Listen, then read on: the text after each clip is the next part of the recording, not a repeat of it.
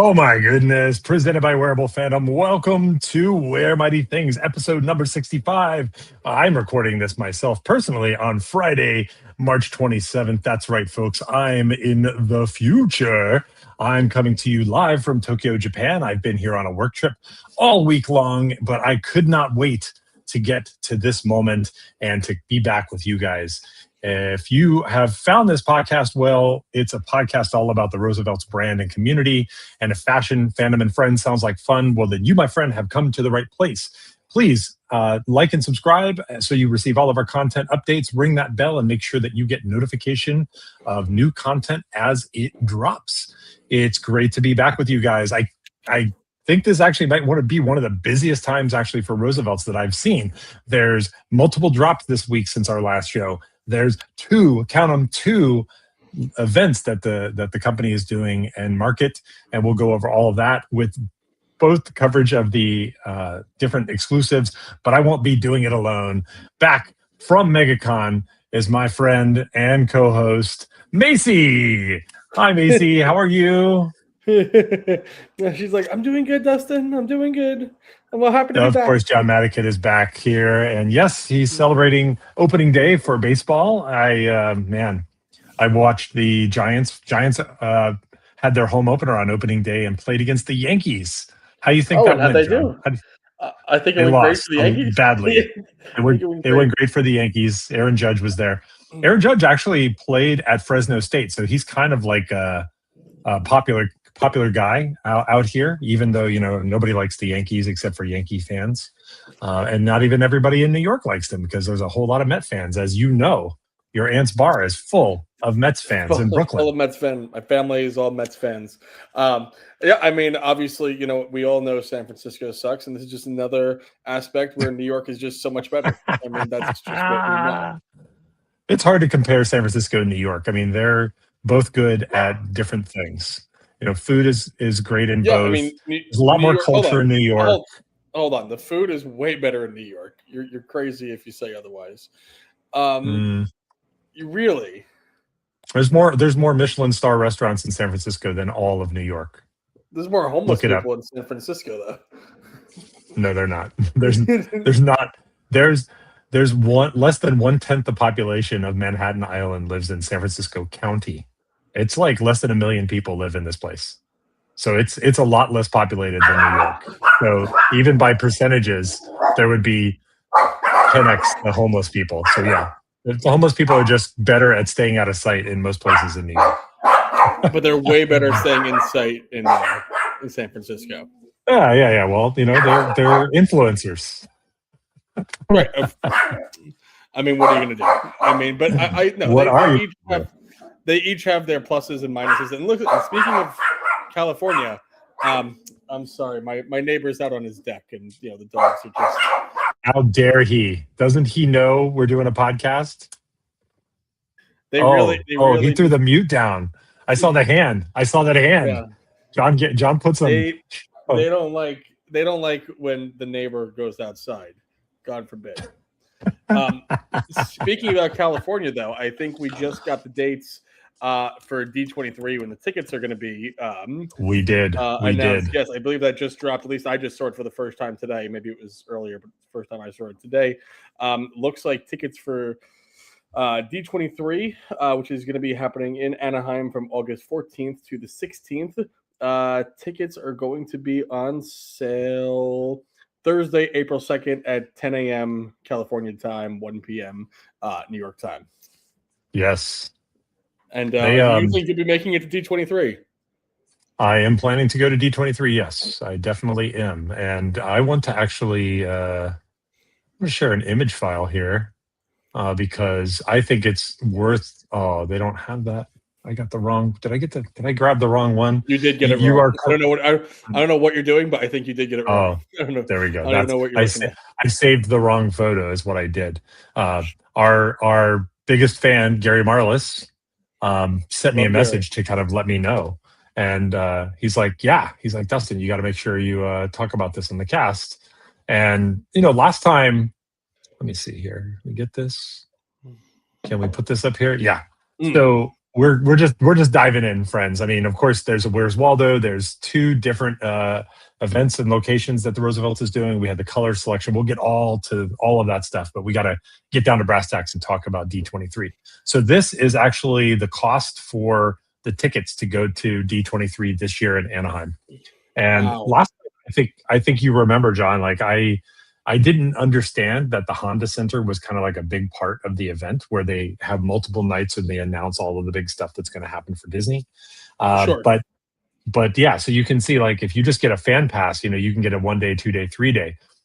Look at how this, usually, the more of something you buy, the less price it gets. But in this case, I guess it's afternoon only for 1 day, so you probably can't come in the morning, which limits what you can buy and like what you can pick up from exclusive. So I guess that's fair. And if you buy 3 1-day passes, I guess it's technically $3 more than 1 3-day pass. But yeah, so it's $300 for like just a fan pass. But if you want to go to the Anaheim Convention Center and the Honda Center, which is where they'll have all the big announcements, they'll talk about like what the roadmap is. That's where they talked about like the big villains push that they were going to be doing the last couple of years in Disney, announcements around like Star Wars and stuff like that. So if you want to participate in that, they have an additional ticket that you can get 1 day or 3 day. And then of course, if you want to sum that all up and you want to get the ultimate fan preferred pass, which the ultimate one, let me read this because there's no point in me just trying to memorize it. The ultimate preferred fan pass includes 3 floor day seats for shows at the Honda Center and 3-day access to all experiences at the Anaheim Convention Center. New this year, the D23 Ultimate Preferred Pass includes special RSP access to select limited edition pins, giving you a chance to secure sought-after pin releases for the event. RSP access. Reserve special permission or something like that. I don't know what RSP stands for.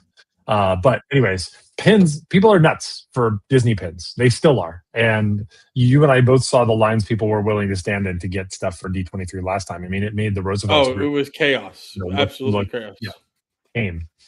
But man, I don't know. Which of these do you think you're going to go for, John? I mean, I'm going for the 3-day at the convention center. I don't think I'm doing the whole Honda Center $1,300 for 3 days. That sounds like a lot. If anybody wants to sponsor my $1,300 to get me in, I'll go and do whatever you want. But I think for myself, I'll just be doing the 3-day hanging out on the convention floor with all my friends, and then probably heading out to Disneyland at night. Yeah, I'd rather burn this money at the park. And last time we went, we didn't. You and I spent a lot. That was a really fun trip. Like we spent a lot of good quality time together. We did. We talked about a lot of stuff. We got lost walking places. We did forced ourselves to drink Pepsi, but it was a bonding experience. We could just like really just bond over our hate of that liquor. Pepsi's just disgusting. It's just God, can't never. Yeah. But we just did other stuff at night. We didn't go to the Honda Center. So a lot of people were doing that stuff. We went and just kind of found other things and fun things to do, which was cool. So yeah, I'll definitely be this, now you understand why I can't come to the cruise. You see those prices? Let me put those prices back up there. I know when you're spending that ×2 for the two of us. I mean, I get it. I forgive you for not going on the cruise in exchange for you taking me to D23. I get it. That's all I got to do. That's all I got to do is forgive you. All is forgiven at that point. Yeah. Well, as a special benefit to listeners of this podcast, there are some folks who are trying to put together a ticket buying group. So if 1, you're interested in going to D23, 2, you want to participate and make sure that we get everybody from our kind of group covered, reach out to me on social media and I'll connect you with the right people. It's good folks. And so if you miss out or fail to buy a ticket, somebody else might have one. And we're just kind of like all in on trying to make sure we have coverage for everybody. So people will buy those tickets in advance if they're ahead of you in the queue and you just get them back. And then we probably do something similar for Star Wars Celebration actually in next year for 2027. But man, we dove right off the deep end into MegaCon, or sorry, not in MegaCon, but D23. We're going to talk about MegaCon because you were there. I want to hear about it. But we got to go over here and like the chat's just blowing up. So let's. Chat is blowing up. Yes, let's see. Who do we have here tonight? We have Growly. Oh, I see. You're playing with it. They're playing Tug of War. Yep. All right. Cool. Yep. So the Phantom Traveler is here. That's me. I just wanted to have the first one, so I did that. Sounds like someone's dying over there. Yeah. They just played in a very intense game of Tug of War. It was very very they both good. wanted. I'll show you. This is what they're fighting over. This is what that monkey is that monkey from the internet? That punch monkey from the internet? I don't know what, but he wants it. Oh my gosh! They both really want it really badly. Well, all right. This is what he wants. What he wants. Yeah. Well, they're playing. You just like dropped. You just dropped Macy down like a bad habit, dude. Sorry, hopefully, we're not gonna catch some hate in the comments. That's here. fine. No, Peter's not in the comments. Don't worry, Pete. We've got Captain Coach Co-host asking how's the future and who should we bet on. You should not bet on the San Francisco Giants. I'll tell you that. Damn straight. Yeah, but next week, John, Captain Coach Co-host will be here with you. I'll be in San Diego. I'll be flying back from San Diego, and that one's gonna like smash into this one. So he so I let him off the hook for this week, but he already has agreed to come back and keep you in check, which is the important part of the person sitting in this seat. It's about keeping John Madigan under control.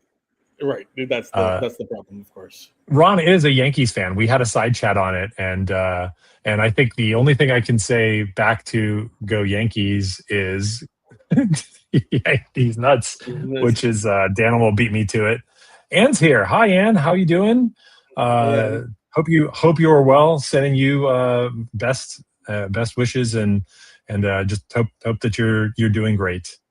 Let's see. We'll get to that in just a second. On the D23, Ron says I'm going ultimate, and don't forget the $11.25 service fee and $16 delivery fee in fine print, and they charge you that in person. Don't forget that part also, Ron. They charge you that even if you're there to pick it up yourself. Ron thinks I should have chosen the cruise instead of going to D23. You're missing out on a big event. It's true. Danimal thinks you sell the pins to recoup the cost, and I'm like, yeah, but you're like, this is why when I go to events and I do pickups for people, it's more about me doing a favor for a friend, and that's why I don't upcharge people for it. I don't want to upcharge people for pickups. And also why I don't do it, because I actually am kind of like not loving the standing in line experience. And we can talk about it a little bit more, but the standing in line experience at D23, probably the worst of every event I've been to in the last couple of years, with one exception, Star Wars Celebration. And that one was kind of like a technical snafu, but standing in line is a premeditated activity at D23. So it's worse than San Diego's, worse than any festival that you've ever been to. And Ron says, I'm looking to possibly come out for Star Wars Celebration. You should definitely do it. That's going to be the big 50th. John, do you have a fan on? Oh, no, I don't have the oh, no, I have the I was doing like AC. Oh, no, okay. All right. Well, it's in the final spin. The final countdown. All right, we'll live. We'll live. That's all right. Everybody hears it and knows it's you. That's all. That's what I want. But yeah, Ron, you should definitely come out. And then, Gary and Debbie are here. Hello, and talking about Gary. Hey, Debbie. How's it going, guys? If you are a charter member, those go on sale 10 a.m. West Coast time, Tuesday, March 31. What does it mean to be a charter member? Like a charter member of D23?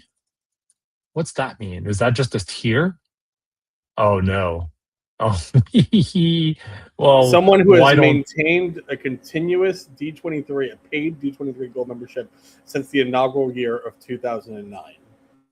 Okay, well, Gary, you are awesome. Debbie, you are awesome. We don't qualify. What was the inaugural? I mean, I know it actually hasn't been that long. 2009. 2009. Yeah. First of all, this is one thing I will say. I do really love that Disney takes care of people who have been around and have been with them for a long time. They will do this kind of thing to acknowledge people. And that's cool because a lot of companies don't do that. Like there are a lot of companies that don't do that very well. Loyalty But means you know what? nothing. I know loyalty to means nothing except on this podcast. Let's see. Jason is here. It says Star Wars Celebration LA 2027 or bust. First time live podcast viewer. Met John a week ago at Aku Aku. How awesome is Aku Aku? How awesome is that tiki bar? That place such rocks. a great tiki bar. Jason's the man. We were talking. It was the first time I ever met Jason, and I was telling him, about this podcast and the other podcast at Ariane that I do. Let's talk about it. And we had him subscribe to both. There are no other podcasts. Yes, there are. Yes, there. Damn straight there is. You do other podcasts? No, are you not? Do I? No, I don't really do any more podcasting. I have plans. Right, you have plans. Yes, you're going to be starting another podcast in the near future, and we'll plug it when you're doing it. It's fine. It's fine. But I had him subscribe to both podcasts, so I'm glad to see that Jason's here and he's listening. Awesome. Welcome, Jason. And I got hungry. I got drinking a lot. I was drinking this thing. I've actually never had it before. Sailor something. Oh God, Sailor. It was a spiced rum. Sailor.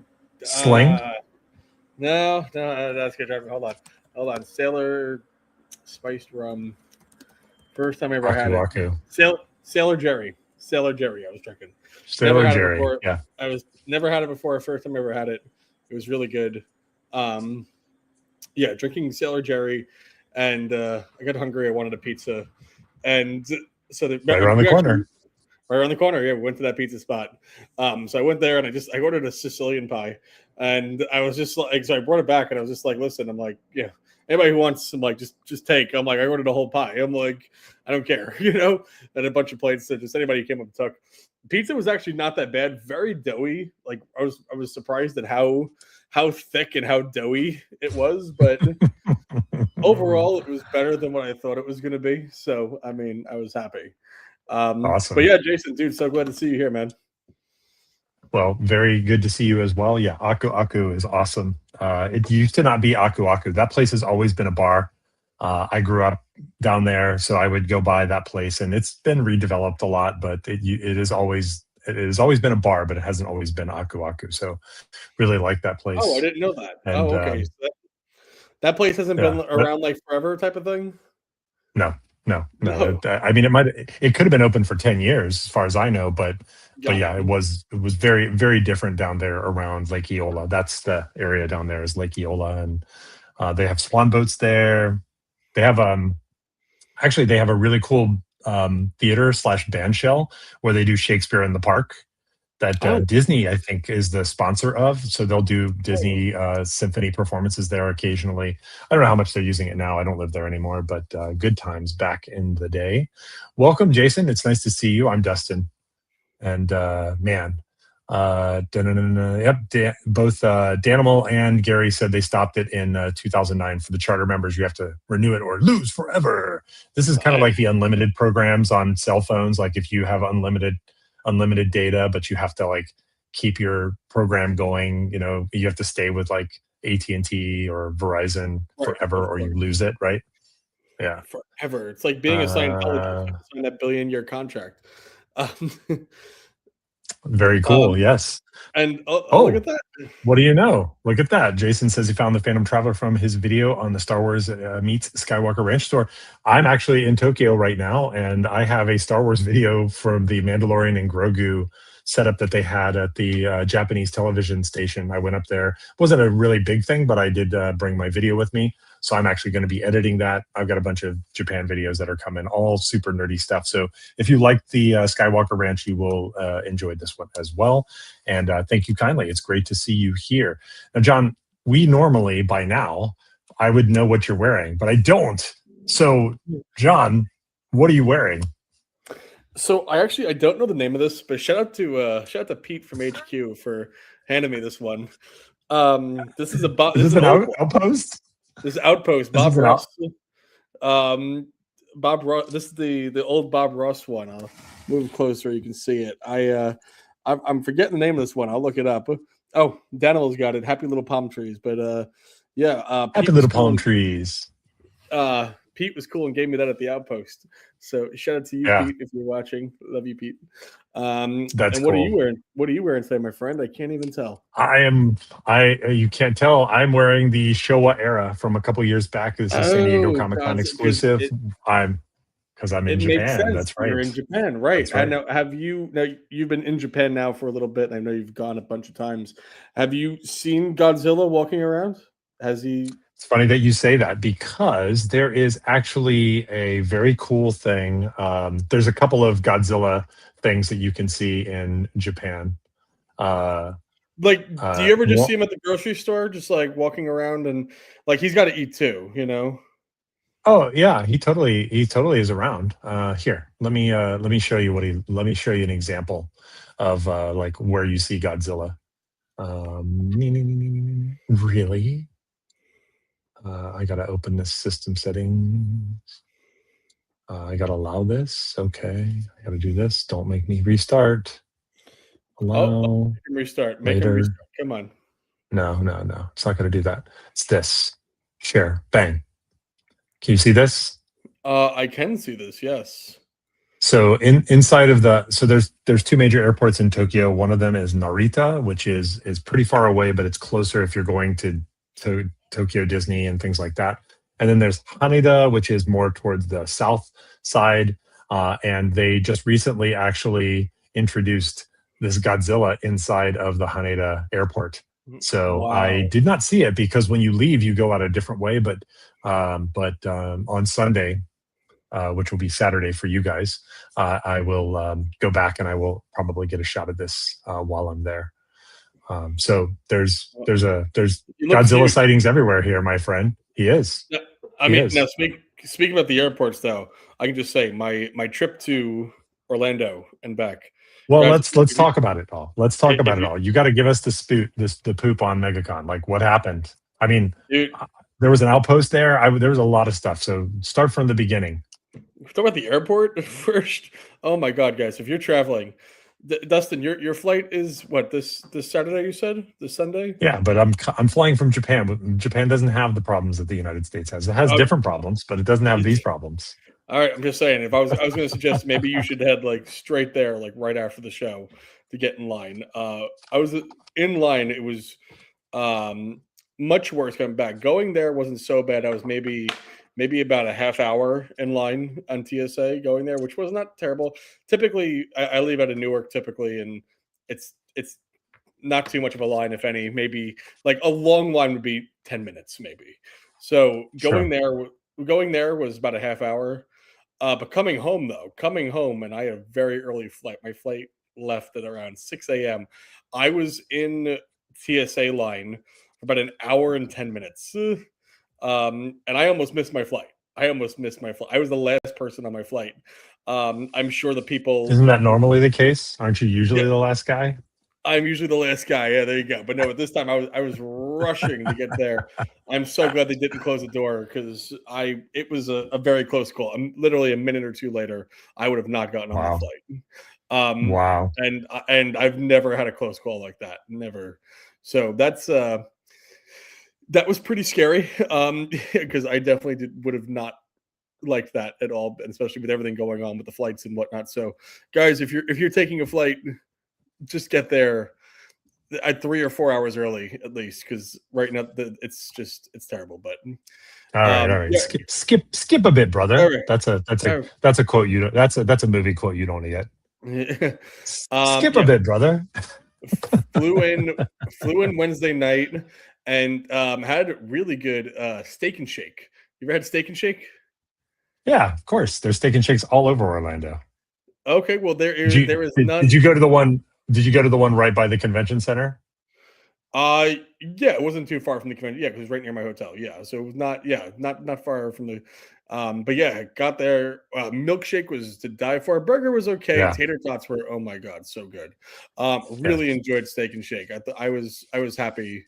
In fact, I would say Steak and Shake is better than like In-N-Out or one of these other burger places that I don't have over here. I enjoyed Steak and Shake, and I don't know where the closest Steak and Shake is where I live, but definitely nowhere nearby. What did you think of the fries? I didn't have the fries. I ordered tater tots. Okay, that's right. The fries are shoestring I like a at shoestring Steak fry. and Shake. Yeah, Would yeah. are you a tater tot guy? Are you kidding me? Did I go to school, a public school in America? Yes, I did. If you went Okay, to I'm public very. school in America, you're a tater tots person. I am definitely a tater tots person. Well, I think it's a question more of, do you gravitate more to like fries, or do you gravitate more to like hash browns? Because I'm more of a I Uh, will pick hash browns over fries 10 out of 10 times. Hash browns over fries. It's so contextual because if I'm at like a burger place or something, I'll probably go to the fries because fries are just really good, especially when they're fresh and they're hot. But if you're at like um, any of the road stop places on 75, uh, I would say you kind of have to go for hash browns. Why is my brain? I'm a tiny bit jet lagged here. I hear But you. I hear you. what Do what's the? I'm trying to think. What's the restaurant? The restaurant that is everywhere.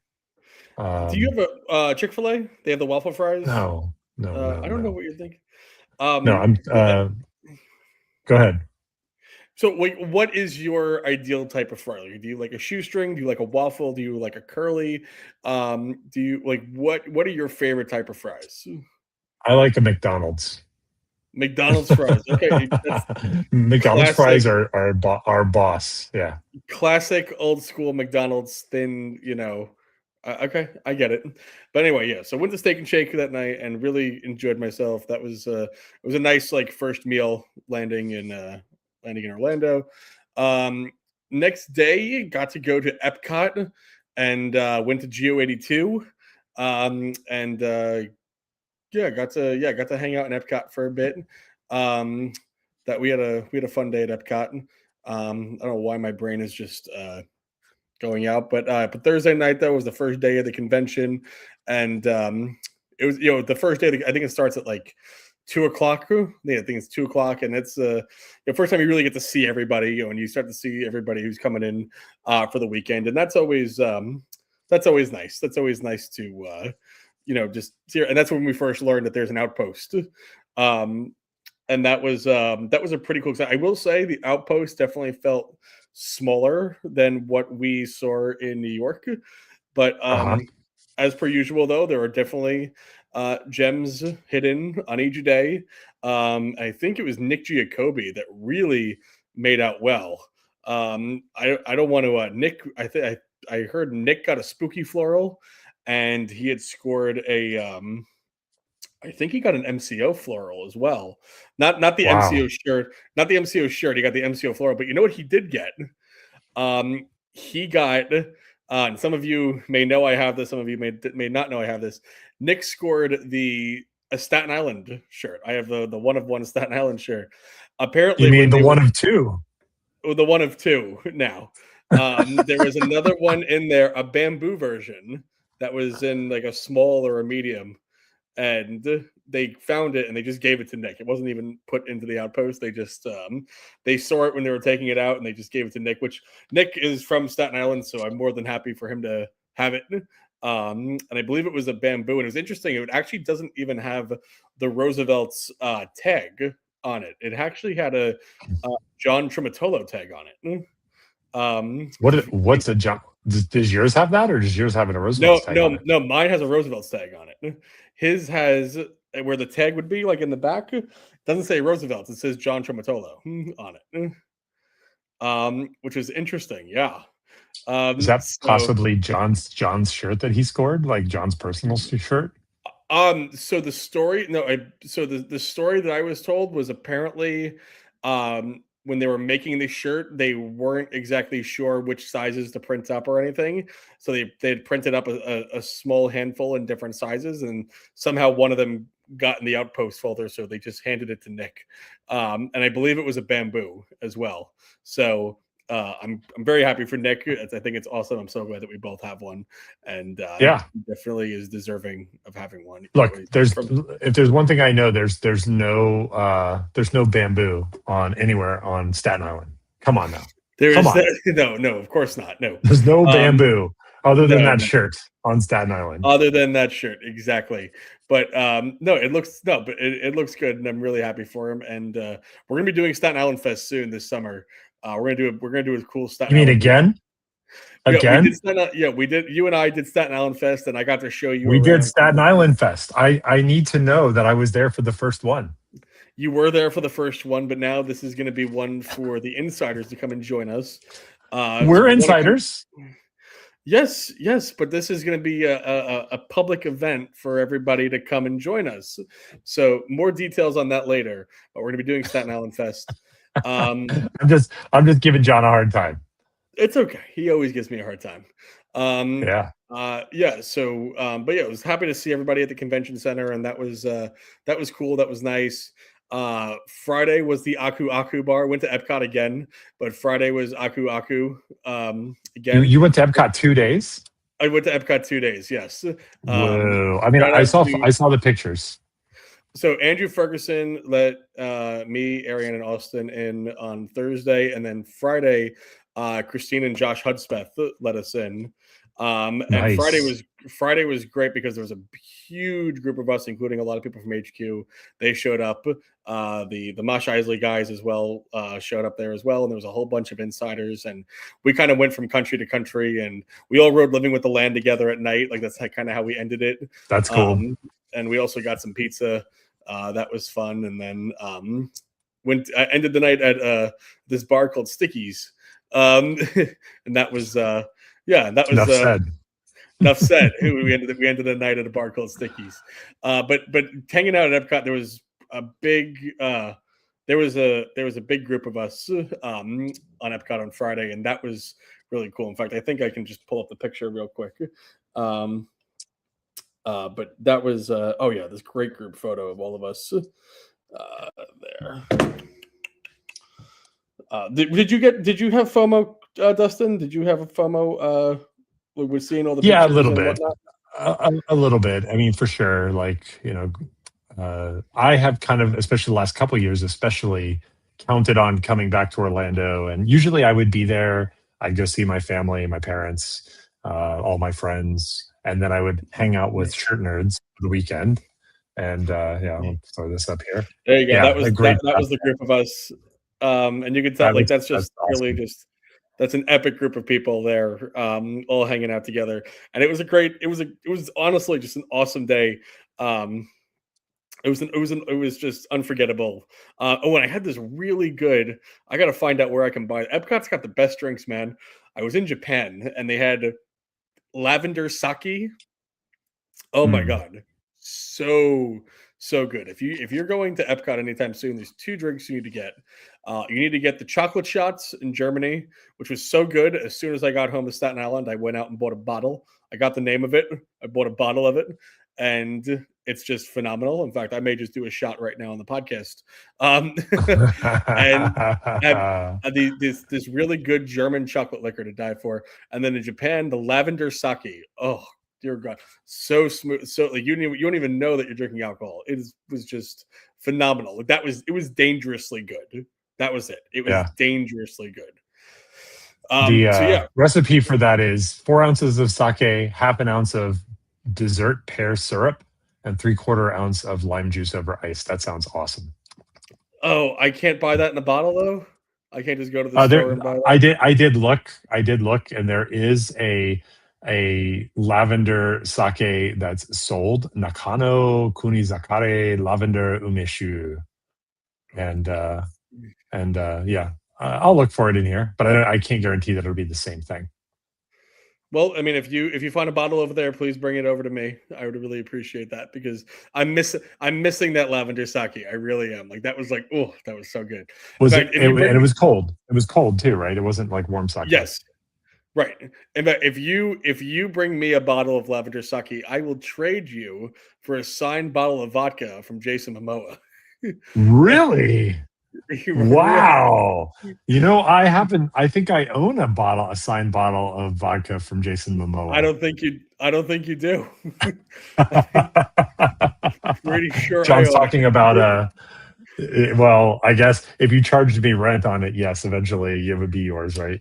John's talking about something that happened a couple of years ago. They always big event in the Northeast is the pool party.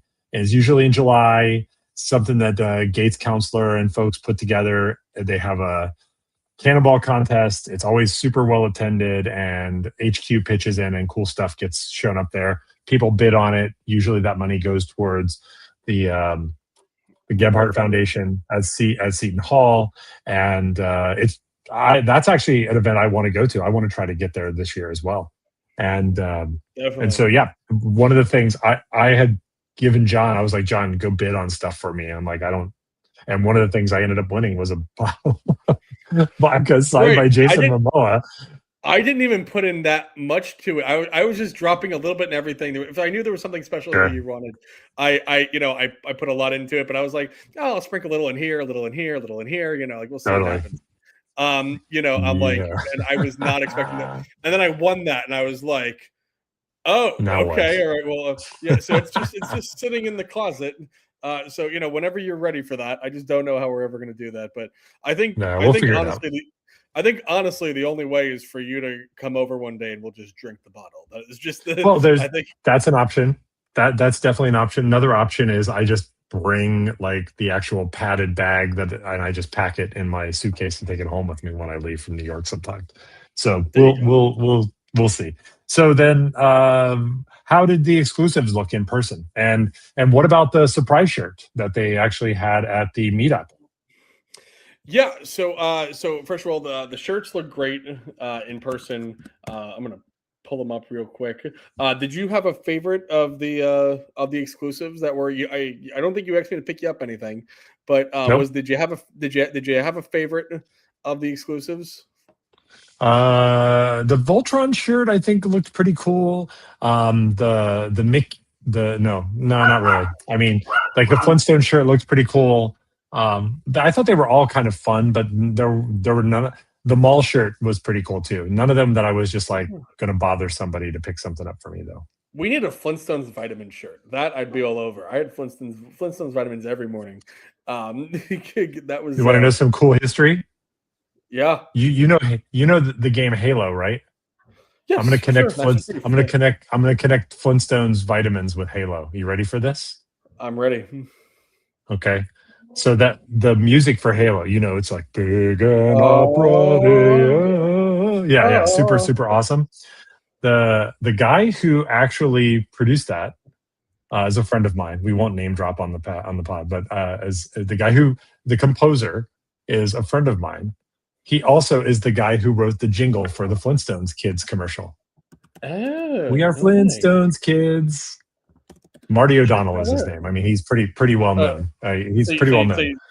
I was just like, well, I mean, like it's easier for me to just say his name than it is to just like go back and to be honest, we haven't talked for a while, and I don't think we agree on very much in the world right now. But back in the day, Marty O'Donnell working at Bungie when Bungie was located in Chicago. Wrote the Flintstones kids jingle as a side gig and then went on to like compose all those epic scores for Halo. Now you're going to have all the Marty O'Donnell fans hitting you up now, Dustin. Well, that's fine. That's fine. He's easy to find on the internet. So my favorite was the Floral City though. Floral City did absolutely great. I really, really like that one. The Frozen one I thought was nice, but I didn't feel like I needed it. I honestly was really impressed by the Harry Potter one, which I don't think got enough love there. I actually thought the Harry Potter Butterbeer one, the Butterbeer one. Yeah. Have you ever had Butterbeer when going to Universal? If you were a loyal watcher of my videos, you would know that I've had Butterbeer ice cream and Butterbeer when I visited the Harry Potter studio tour in London. Actually, I did it in London. So yeah, Butterbeer is awesome. I probably could have got by having just some butterbeer or ice cream, but I got both and I ate both. But yeah, I've had it. And so I thought it was cool. I thought it was a cool looking shirt as well. But what about the secret shirt? Like, what about the unannounced shirt though? Yeah, so it was I think that was on Saturday. The meetup was at Saturday at Arena Sports Bar, same place where we had it last year, where they did where they had the MCO floral drop, and everyone was looking for those gold coins and the deck of They did the cards same and thing. they did not do the same thing. No, I'm saying from last time though. That's Okay, good.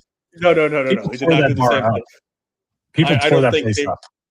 Yeah, and I don't think people. I don't think all of the guests were too happy about that. So but yeah, that was cool. And so Forrest actually designed the Forrest Davis, who did our Roosevelt's Cruise Ducks and a bunch of other really cool shirts. He did Mhm. the Secret Surprise shirt. Saw him working on it. And that was that was really cool of him. It was a swordfish shirt. Yes. Yes, and that just went. They did do a thing where you had to go up and you get a number, and they call people up by numbers, so you didn't know your place in line and all that stuff. Yeah, so and that shirt completely sold out. Every one of those shirts sold out, and so he did a great job. He did an absolute great job. So I Well was done, Forrest. well done, Forrest. You did a great job, and yeah, probably one of my favorite shirts of the whole weekend. And then we had Mosh Isley. Mosh Isley happened that night, and that was really cool. And as you know, Mosh Isley is always a great time, and I really, everyone had a great time there. And Sunday, and there's something that we haven't seen in a while. Sunday there was another surprise shirt. Sunday we did a surprise shirt drop on Sunday, which traditionally there's no shirts that drop on Sunday, announced, unannounced, or anything like that. We had the Blue Pixel Mickey. That's correct. Yeah, Sunday drop at MegaCon, the Blue Pixel Mickey shirt. It was Pizza Beard Party who made a random post that morning. He's like, he made a cool, fun post. He's like, he woke up and he's like, Pixel Mickey shirt at the booth right now. And I believe that shirt sold out in like 15 minutes or something. Something crazy like that. That was people stormed the booth on Sunday to get that. Wasn't there already a line of people, anyways, in the morning? I mean, yes, I'm sure. I don't know exactly what time they dropped it in comparison to what time the con opened up, but people made sure that shirt sold out in seconds because they were teasing it the day beforehand. So everybody thought that was going to be the secret shirt at the meetup. Yeah, they were doing that on Saturday, and it never came, and we weren't sure. Like, is it happening this con? Is it coming out next con? Like, why are they wearing it? They wouldn't say. They were all very coy, as the Roosevelt's peoples are. So that was the MegaCon recap, and it came home Monday morning, but definitely a great time. If you can pick one shirt though, Dustin, out of all the shirts that we got dropped, is I think 6 of them. What shirt was the number one shirt from the whole MegaCon weekend? Well, looking back on it, not looking forward, but looking back, probably that Blue Pixel Mickey shirt would have been the tops. Yeah, that was pretty cool. That was a winner, and times well with Ron's question: which color Pixel Mickey has been your favorite? What color would you like to see? I like the blue one. That's been my favorite so far. What I would really like to see is actually a silver foil version, just like the Sketches in the Stars. Imagine a Pixel Mickey with like the foil kind of colorway. I think that's happening? That would be champ. If that happens, cool. that'll be a D23 shirt. So yeah, that would be my prediction of a D23 shirt. But that's what I would like. What about you, John? So first of all, favorite colorway. So what we've gotten, we had the red, we had the green, and we've had now the blue. I think the blue is definitely my favorite out of the 3 that we've seen. I would like to see a purple one though. That is just that's my go-to. If we can see like a neon pink and purple, that would be absolutely sick. One other thing I do want to just quickly show off real quick is I'm gonna drop in another picture. Dustin, I think already knows what I'm gonna. Dustin already knows what I'm gonna show. But picture John's butt. That's exactly what this is. Yeah. I about a week or 2 before MegaCon, I had an idea in my head of something that I wanted to wear at Mosh Isley. My good friend Ann Brown had bought me a black denim Dan vest for my birthday this year. And I never did anything with it just because, I wasn't sure what to do with it. But I had this idea in my head, and I'm a good idea guy, but when it comes to art, I'm not there. I'm not an artist. I'm not, I'm just not that guy. So I put the call out there, and Forrest was really cool. He reached out to me, and I told him exactly what I wanted. He's like, "Don't worry, man, I got you." And so I overnighted him the vest, and he did this really cool design on the back of my vest. He spray painted it back there, and Oh, wow. yeah, and so I don't even know if it shows off the best in that picture in comparison to how it did in person, but that's all done with neon paint. So under the black light, that thing really glue the whole night. So that was pretty sick. That was it was pretty. The vest was pretty awesome. And he just did a phenomenal job with that. So I'm very grateful that he was able to help me out with that and do that. And that was it was awesome. It came out amazing. It came out absolutely amazing. That looks awesome. But you're burying the lead that you're on stage at Mosh Isley. Yes, I am. Yeah, get up on stage. That's a big deal. That's a big deal. They don't just let everybody any fools up there. Like they don't let it just let everybody up there. I have a video. I have a video of myself on stage singing on stage. If you want to play I saw that. Quick. Oh, we make it Fallon. No, I don't. We make it Fallon. Yes, we're not getting Fallon again. Yeah. No, that's good. But no, you got to sing "I Write Sins, Not Tragedies" by Panic at the Disco, and "Don't Trust Me" by 303, which is one of my favorites that I feel like I don't get enough love. So that's always a fun one. But yeah, the weekend was great, and had a great time at MegaCon, and I can't wait to do it all again next year. Which, by the way, is happening. MegaCon's happening in May next year. I don't know if you saw the announcement. Yeah, they're really pushing it back. I was surprised. Well, there's a bunch of stuff going on. I mentioned this last week with Ron that I don't know if you noticed, but WonderCon, C2E2, other events are there's like a glut of events, MegaCon, all kind of happening in the same area. And I think they might have when you're working with a convention center that size, you need to be making 5 and 10 year plans. So you're signing contracts for that far in the future to secure the date. And I think they might have wanted to move for quite a while and to get out of being first. But moving to May is still within the school year, or it's like right at the end of the school year. So it might be easier for people to travel down who might not otherwise come. When you show up in like March, you don't actually know if it's going to be freezing or if the weather's going to be great. I assume the weather was pretty good. But when you go in May, though, like, you take a risk of getting wetter weather. But it could have been that something else is bigger. World of Concrete, for example, which they usually have their convention in Las Vegas. But I just love using them as an example because they have a giant convention called World of Concrete. But some of them will take up multiple versions. You're quick on the trigger there, bro. That was pretty quick. I'm trying. I'm trying. Like, did the dog just fall into a dimensional portal, or did John mute? No. I'm doing my best. He's got nothing to bark at. Yeah. Life is good. Yeah. He doesn't have to bark. We got Gabe is here. What's up, Gabe? I sent you happy birthday wishes. Hope you had a fantastic day. Yeah, yes, happy birthday, Gabe. He's feeling southbound. All pushed back due to Star Wars Celebration is my guess. Maybe Jason. I think it's a bigger play. Even if it just happens to be a 1-year thing, it could be that a bigger event wanted the weekend that they had, and they had to agree to move for that one weekend and just deal for 1 year.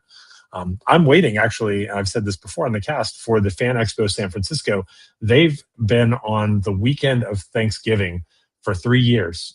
And supposedly for the next 2 years, they have to keep that slot, but then they're actually able to move 1 week before. And at that point in time, the rumor is that Roosevelt's will come out and actually have a booth out there. So these things, like the conventions, have to work in multiple year cycles. There's very little like rush and change unless it's something renegotiated, because moving the date even a week has huge implications on how many people can get there, what the cost of the hotels are, all that stuff. So Jason says, I'm a diehard Roosevelt and Star Wars fan, by the way. Have you met Captain Coach co-host? Ron DePody is a similar guy. He's the king of the Darth Maul, Maul being his favorite character. And Now we're gonna switch over here and talk a little bit about the Planet Comic Con in Kansas event that's coming up, as well as C2E2. The Midwest is getting a lot of love coming up. But before we do that, I actually want to remind everybody about something we started last week. I told John about it. We're going to keep it going. We're actually taking names of the episodes to come from the chat. So if you're here live and you have an idea, you heard something funny, or you're like, oh, that's a great encapsulation of this episode, throw a comment in, just say episode suggestion, bing. At the end of the show, we'll grab them all, we'll pick one, and then your name will basically be the name of the podcast. Last time it was Ron's Beard Returns The Reckoning, which was the name we ended up with, and that was pretty fun. I was like, oh, all right, that's pretty good. That's pretty fun. That's pretty fun. But what is this? Gabe jumps in here and talks a little bit about his schedule. I didn't want to announce it too early, but I moved everything back to host 2 events, RonCon and JohnCon. So all others got moved. Nice. No Dustin Con though. No Dustin Con. You notice that? We got a RonCon and a JohnCon. No Dustin Con. What happened, man? I don't know, Gabe. All I know is there was no John Madigan calling you the best in the West. That's all I know.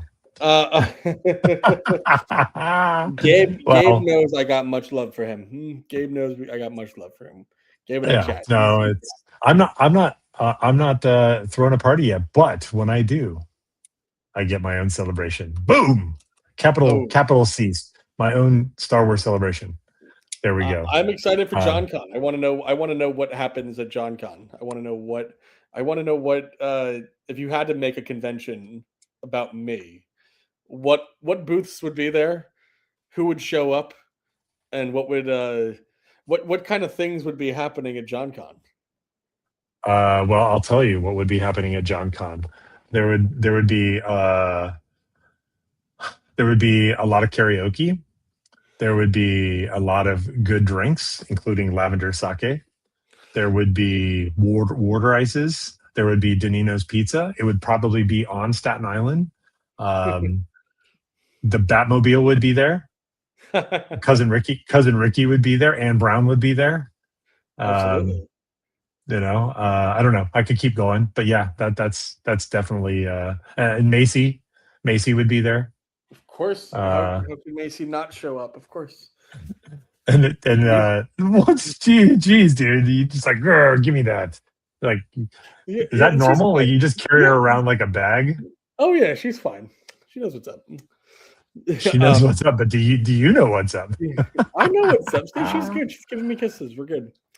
JohnCon is about guys trying to pick up hookers. That's what Ron says, which that's probably fine. Yeah, sure. Why not? Every time I see somebody's, like when I have my dog licked my face. But every time I see someone else's dog lick their face, I think that dog just licked its butt, and now it's wiping it all over your face. That's not true. It didn't happen. Tell me, Chad.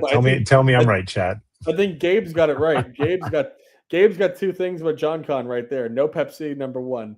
Damn straight. No Pepsi. And Macy meet and greets. No dog pool?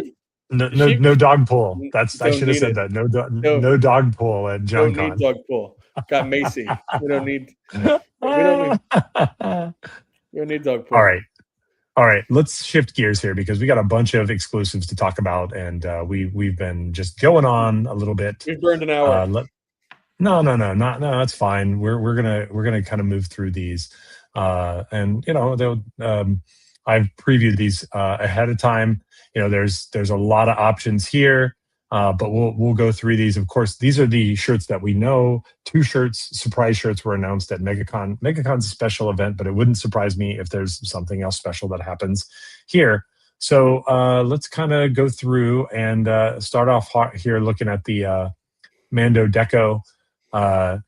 This one is kind of an outline of the Mandalorian's helmet with a cool like chibi Grogu kind of hanging out. Thoughts, reactions here, John, for Mando Deco? A nice design, and I think this one's gonna look better in person than it does on the whatever they call the render. It's a very just a semi repeating pattern though, not a John shirt. So I'm not picking this one up. But yeah. and I think this one's going to look sharper in person though. I do agree with you. I think it'll pop. The stencils will pop off here. Yeah. I would love to have it, but I'm not chasing after it. So I think we're agreed on that. Then we got into some pretty cool stuff here with Warner Brothers and Super Villainous. This is a shirt that's all about DC supervillains, and we kind of take a look through here. There's a lot of famous DC supervillains: the Penguin, the Riddler. There's a bunch of them on, and then of course you can see they all sort of live within the shirt in different places. I'll be honest, I'm a Marvel guy when it comes to comics for the most part, except for Batman. But I liked the actual design of this. It kind of has a cool cartoon like map sort of feel to it. So looks like it'd be pretty fun. Look at that pocket. The DC supervillains right there. It is matched up. Yep, it looks like it's matched up here. Yeah, you got the supervillains bubble there. That's pretty cool. Very busy shirt, which makes it a John shirt, not purple enough. I don't know. What'd you think? Definitely a John shirt. I love this design. I'm more of a Marvel guy, so if this was Marvel over DC, that's what would make me, want it more. Reminds me more of like some of the Wonder Woman stuff that we used to see. But a great design, definitely more of a John shirt. I like this one a lot. Yeah, I did not understand the connection to Chicago here, but maybe there is one that the audience will know. There's just a lot of crime. Then we basically get what is tantamount to a Chicago Bulls jersey, which is the new Chicago Floral City. You're really hammering on the Bulls colors here. Pretty hardcore, with the pinstripes on top of it. The pinstripes and the match pocket. Look at that pocket, baby. Yeah, is it matched? Now I'm wondering, are they punking us? Like, are they all matched? Like, are they just doing this for the renders? Look at that. It's matched. It's matched in the photo. That's not a shirt. It's different if the actual production has it matched versus the picture. Making it matched in the picture is easy. Paying for it to be matched on a shirt and doing quality control on that is not the same thing. I don't think they would advertise it as a matched pocket. I feel like we've seen it before with the renders with it not having a matched pocket. I think you're right. I think you're right. I think this is a Forrest Davis shirt also, by the way. Do you agree? Do I think he did it? Is what you're saying? Yeah. This looks like a Forrest Davis shirt to me. This looks like a shirt you would have designed. I have no clue if he did it or not. It looks great though. I mean, I could definitely see him doing this, but I have no clue if he did. I have no clue who did the work. But it looks. But I love the colors on this one. I really, really, really love the colors. Colors are great. This is gonna pop really hard in person for sure. Yeah, I like that. That's a play for me. My beef is the pinstripes. Like, I don't know that the pinstripes are adding a lot unless you're really trying to focus on the Bulls. So I don't know. I don't necessarily see. Is there a good comment here? The next shirt is going to answer our question. The next shirt's going to answer our question. Okay. All right. So before we jump in there, let's see. Ron says Mando's nice because it's subtle from a distance. You know it. We love it. Danimal says goes with the D100 deco also. That's pretty cool. Mando deco in time for the movie premiere. Absolutely. Gabe shows up with this floral. I love it. I agree. The floral makes me hear 90s Bulls announcers and starting lineup. Your Chicago Bulls. Yeah. Blackhawks. I mean, Blackhawks have a similar color scheme, but this definitely looks Bulls to me. And that's why Ron says, I agree with Ron here. The pinstripes make it a Bulls floral. I mean, back then, that was when the Magic first came into the league, when the Bulls were just kind of at their peak. Before that, I used to root for the Pistons, and Pistons ended up like winning back-to-back championships, like when I was still in school. And then, they used to beat the Bulls. Like, they beat the Bulls year after year, or at least were a tough challenge for them. And then the Bulls ascended, and the rest is history. But okay, so let's take a look at the next one. Then we get to the Chai Dog, which this is a legit Chicago style hot dog. I mean, 1000%. You look at all the stuff that's jammed into this, the bun, right? That poppy seed bun, critical. Mhm. That Frank, critical. The whole pickle spear, critical. The 2 slices of tomatoes, critical. The, the neon relish, critical. The 2, I don't know if those are Anaheim peppers, but those 2 like little chili peppers, also critical. Like this is the definition of a Chicago style hot dog. This actually is the only shirt that I want out of the bunch, actually, as a result. Really? You would This okay. shirt, You yeah. like I mean, you like hot dogs that much? I don't. I mean, I'm a vegetarian, but you know what I like Oh, is that's right. Yeah. I like definitive foods for places. And I mean, what other than a Chicago style hot dog, Chicago is known for only one other thing in even close proximity, and that would be like deep dish pizza, Oh, right? that's right. So, Yes. but Uno's. that's right. So I think this is like the definition of Chicago shirt. Like this is probably the best shirt that they've taken to C2E2 in history, in my opinion. And Wow. I think That's a bold statement. That's a bold. yeah, and And so if you notice, no match pocket. We just talked about this. Are all I the know pockets we there? can. I think I can make an exception here for this one because the pattern is still pretty consistent and it doesn't like ruin it. Ron says Chai Dog is the only shirt I've had a pickup lined up for. Yes, Square Pizza. Yeah, Square Pizza is not only the that's Detroit.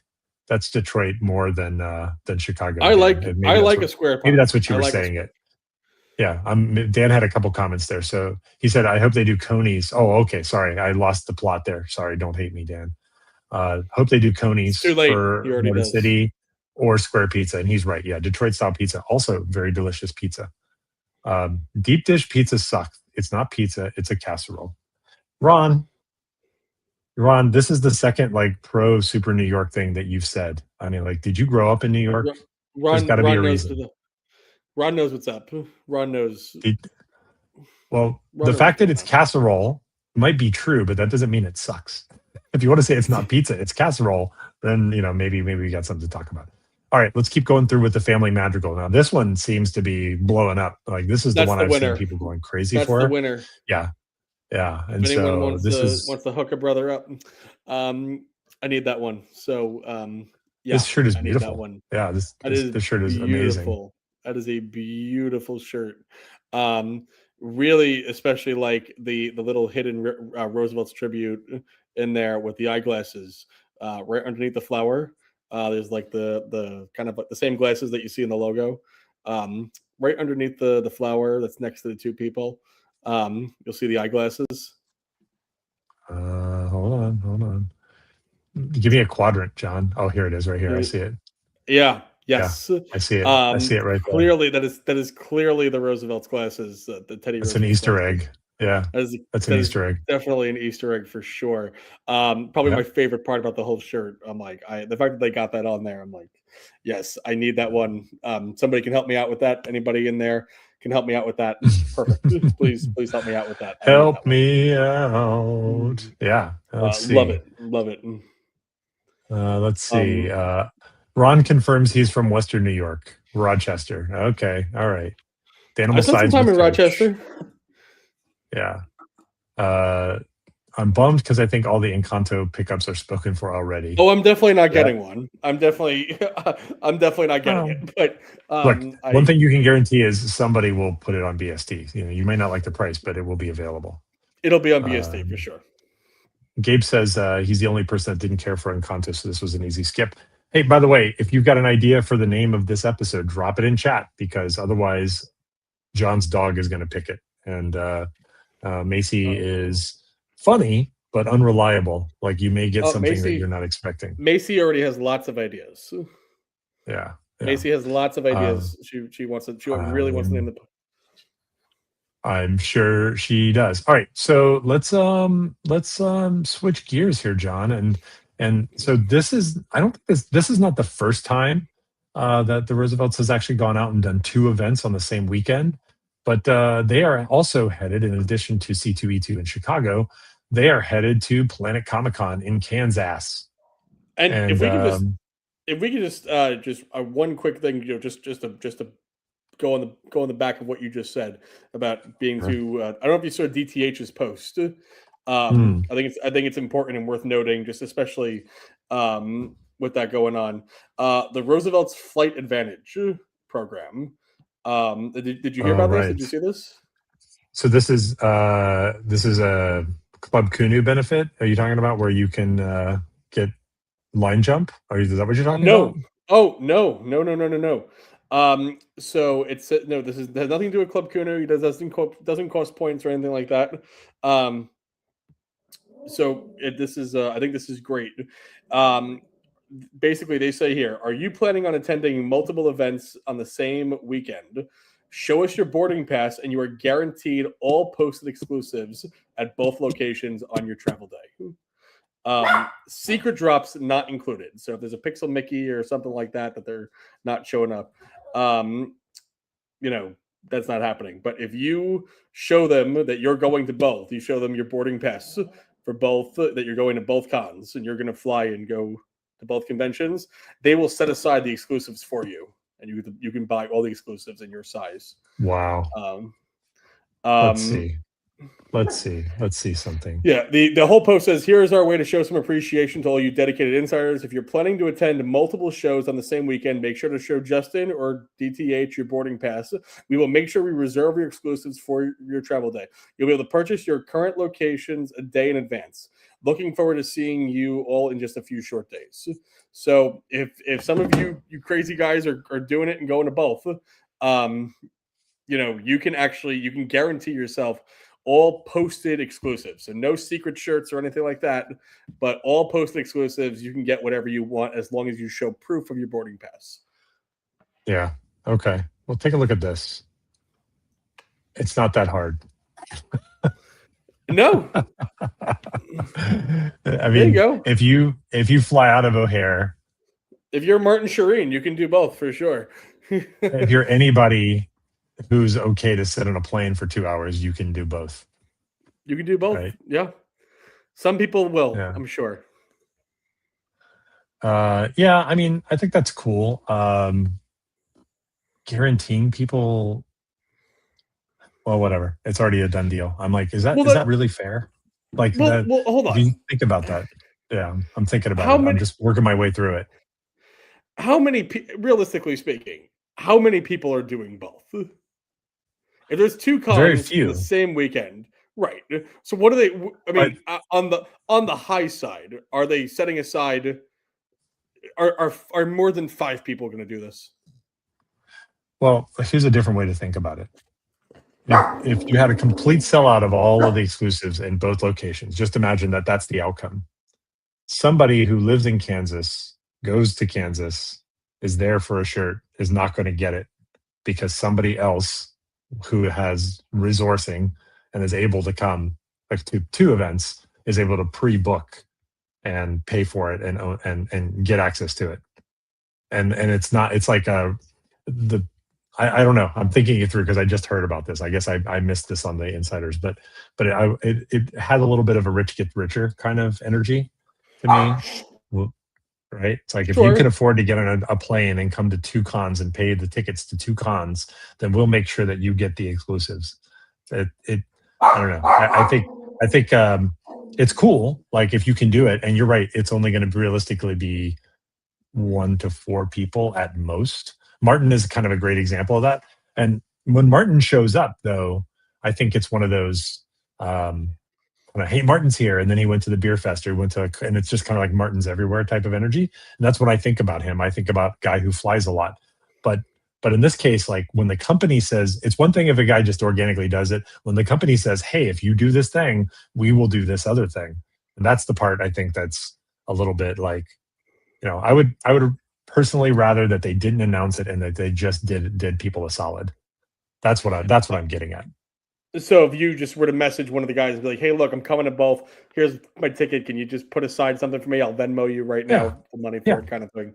Yeah. Because when the company puts something out there if you think about it, people already travel to go to these events because of the exclusives. People are going on your cruise to hang out with cool people, but also because there's an exclusive. Like the exclusives motivate people. And so when the company says, do this thing, get exclusives, there now becomes an incentive for people to try to make that happen. And I think that's the part. Maybe they just do it once, and when anything you want to try, you try it once. I think that's fine. But like, if this was a D23 event, like that would be a little bit kind of crazy in my mind, like promising people like exclusives for D23 without having to stand in line. I think that's the other thing too. It's like if you want to go and try it and then you want to get it and you stand in line like everybody else, it's cool. If you're just going to walk up, pick up all your exclusives, skip the line, and peace out. I don't know. I don't think I love that, to be honest. I think I get what you're saying, but I also think we have to think, how frequently is this going to happen? How frequently are they going to have multiple cons in the same weekend? And then how many people are going to have enough time, money, and resources to actually go to both? I think this is such a low percentage of people, less than 5 people, if any, are going to take advantage of this. I mean, that's why you don't say anything about it. When you say something to 25,000 people in a group about it, you're telling everybody that 40,000. Oh, well, pardon me. You tell 40,000 people that this is a thing, then people are going to try to make fetch happen. Basically, that's what I'm saying. Like, if you just hook people up, then you just hook them up. Fine. If you want to like reward super fandom, then you just do it on the sly, right? And then nobody knows. But when you tell them when you try to make fetch happen, fetch starts to happen. That's my concern. So if it's just a one-time thing, fine. And you're right, it's only a few times. But I'm thinking of that person who's standing in line for 2 hours, walks up, and is the person who doesn't get their size in the shirt that they waited 3 hours for because some other guy was able to kind of come over. So yeah, bad precedent, I think. And that's because I like to actively like upvote people who agree with me, I'm going to post Jason's comment here. I agree with Dustin. It says bad precedent.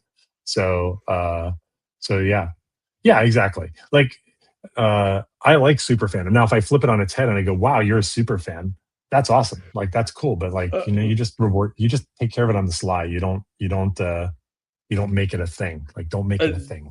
Tannibal just brought up a good point. This is funny. What about those on the cruise the same weekend as Motor City Comic Con? I'm not bitter at all. I don't know. I don't know how that works. Hey, look, if you can fly off the cruise ship to get to Motor City Comic Con, I think you deserve the shirts. You can find I guess get off at Nassau, Bahamas, and take a flight out of the Bahamas area to Detroit. I don't know how many of those Detroit to Bahamas flights are going out on that day, but take a look. That's funny. That'd be cool. Yeah. And here's another one. The people are going to do that already get rewarded a lot by the company. Yeah, I think there's probably a little bit of that. So it's optics here. It's not like bad. If somebody's a super fan and they're hooking it up, like I think that's cool. You want to highlight them, you got other ways to do it, and you can always just take care of them on the side. Like I mean the teams trade. I don't know if you hang out at the booth at any of these cons, that they will like swap and trade with other people at the booth, and they'll do exclusives too. So like somebody will have like either buy it themselves, like from the company, and they'll do some trade. So the inventory of exclusives goes down a little bit by that as well, as they try to hook up or try to do some trading or what have you. So that kind of stuff just happens. I don't know. I want good vibes, and people are already sensitive about not being able to go to these events and missing out already. But with that said, let's switch over here and take a look at the good old stuff that they're going to have at Planet Comic Con. I've never been to Planet Comic Con, but I like this logo. I like this flame grilled bull, almost some steak. Let's take a look. They've got 4. They've got 4 here, which makes this a prime spot for there to actually be a secret exclusive, right? If they've got only 4, the other shirt has 5. Let's quickly start with Prime Cuts. Perfect shirt, and I love that the Kansas City is right there and centered in the pocket. What'd you think of this one, John? This one intrigued me. I feel like this is a very different shirt, and I'm excited to see what this one looks like in person. I was not expecting this at all. Was not expecting this. I guess I wasn't really thinking about, I've never been to Kansas City before. I don't know if you have. But I it's definitely if you're a big steak guy, I think that's but to have the Kansas City right there in the middle, that was kind of cool. I guess these are Yeah. all the different cuts from a cow. Um, I never really thought about it before. I was like, that is if you have a butcher in your life, I think this is a great shirt for him or her. And I I just don't I think the design of this is really interesting. I just don't know when I'd wear it. I just don't know when this would come out for me. When am I just anytime I go to a steakhouse, if I'm going down to Texas Roadhouse, I suppose I could throw it on. Hey, do you have some of this or some of that? Some of this. Just order right off the shirt. Yeah, Now Dustin, when I'll take this, some of that. Yeah, quick question: when you were eating meat, Dustin, because I know there was a time where you were normal. yeah. What did you have a favorite cut of steak? Yeah. I Were mean, I you were was you a big big on steak guy? filet. I mean, You I didn't say wasn't a big mignon. steak. Yeah, but filet was a big one, or New York strip. That was what I would eat. And yeah, I mean, I didn't have a lot of them, uh, but um, but yeah, yeah, I didn't eat a lot of beef. I was eating more chicken, turkey, that kind of stuff, anyways. Like even on the way out of consuming meat. But yeah, I think this shirt is cool. I think I should get this shirt as a vegetarian and wear it. And then when somebody asks me what's my favorite cut, I'll be like a Oh, plant. and, and I do have another controversial question, and this is for the chat as Oh, well. The chat, oh. I gotta hear this. When you were normal and eating steak, how did you like how'd you like your meat cooked? How were you Pittsburgh style. Pittsburgh style. Pittsburgh style, right? There you go. Just learned about that today. Um, did you like it more on the rare side, or were you just like evil and weird and like it cooked fully? Evil and weird. So yeah, If you order a steak well done, I don't trust you. Simple as that. I don't. the truth is, I was a medium well guy. Really. So I Oh, was not a I well, and you know no, why? I don't I care. think I've kind of realized. Well, okay, you don't have to get it. Yeah, medium well. Uh, I think well, not how do you say this? If you're introduced to food, have you ever watched like Good Eats, like Alton Brown? You know who he is, right? Yes, I've seen it before. Yeah, he's kind of like he's kind of like the Mr. Science for food and stuff like that. And he'll explain things like why a medium rare steak is like a better one or a better cut. But like if you don't understand that as a kid, or nobody explains it to you, or nobody puts it in front of you in a way that is designed to be the good version of that, you're not going to go towards that, you know. And so, like, you know, I think in my house growing up, meat that was bloody was undercooked and needed to go back to the kitchen.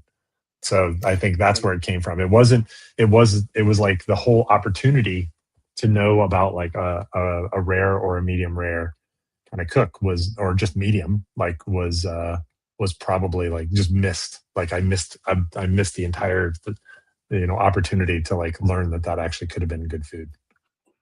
When I was dating a girl, I took her out to Outback Steakhouse, and I think it was Outback, and she ordered her steak well done, and I was like, she never had it any other way. She ordered her steak well done, and I was like, why? I was like, why?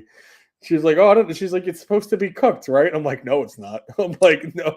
No. I'm like, so I ordered mine medium rare, and I'm like, how is it? She's like, oh, it's okay. And I'm like, try mine. and Are these and relationship red flags, John? Like if somebody oh yeah, orders oh a well done steak, you know, I you're just like, oh eh, if no. I encourage anybody if you take somebody out on a date and they order their steak well done, just run. No, but so she tried my medium rare and then was like, whoa. And then and then that was it. She ordered Whoa medium good rare. or whoa bad? You No, didn't no, say no. Oh, whoa. whoa, good. Oh, whoa, good. Like, holy shit, what have I been missing my whole life? That's what that tastes like. Okay, yeah, and Yeah. yeah, Now I we will say, eventually. since we're on the topic of steak, you know, Eddie Huang, the comedian, the guy behind Fresh Off the Sure, Boat. Sure. Have you ever watched that show, Fresh Off the Boat? I've seen episodes, there's little clips. I was Yeah. never big into, I was not a religious watcher of it, but I know of it for sure. When I lived in Orlando and I graduated from high school, my parents and my grandparents took me out for a steak dinner, and they took me to the Cattleman's Steakhouse, which was the steakhouse that Eddie Huang's parents owned. And I will say that that was the very first time I probably got it medium well, but I did not need any sauce or any kind of like steak. It was great the way it was. So they might have given it to me a little on the underdone side, but I ate it and it tasted good. So There you go. yeah, Well, there one you day, go. do you think you'll ever eat steak again, Dustin? Steak again? Probably not. I mean, it's just kind of like whatever. You don't Like, miss does it it matter at now? all? You don't miss it? Not really. I mean, there's been a couple of times when I've been like, oh, yeah, I'd love to eat like a turkey sandwich or something like that, or like a piece of bacon. I'm like, I could just eat that bacon, but there's a penalty to be paid. Like I would feel like crap for probably 3 months is what the cost of going back to meat. And you know, and then if I go back to meat, people are going to expect me to eat it all the time. So I think it's just fine the way it is. My cholesterol's good. I'm gonna outlive all you fools. So it's good. I'm happy. I feel like you're missing out. I really do. Yeah, I'm not. I feel like you're missing out. You know what you're missing out on? Making plants scream as you chew them. Like that's some real carnivorous shit right there. No, Dustin. No. Oh, all right. God. Let's see. We got. Hey, Chris Furtado. This is one of my old friends from high school, kind of showing up. Good to see you, Chris. Hope you and the fam are well. Oh, old friend from high school. Yeah. Oh, can we get? No, hold on. Can we get this guy on? Oh, hold on. Screw the rest. Send Chris the link. We got to get Chris on. I have questions. Chris and I have had some fun adventures for sure. I have questions. Well, we'll save it for another episode. We're running long as it is, but Ron says my parents were the same. They cooked everything until it was dead. Exactly. So you get me. See, Ron gets me. What's wrong with you, John? What's wrong with you? Go do a podcast with Ron then. Yeah, the potato soup at Cattleman's is great. Is it even open? I don't even know if it's open. Like I thought it would be long gone. Chris says he's no webcam because he's at work. My wife was a vegetarian. We started dating. Cattleman's Steakhouse. Yeah, in Orlando. Yeah, in Orlando. My wife was vegetarian when we started dating. The best day of our relationship was when she called me and said she wanted a steak.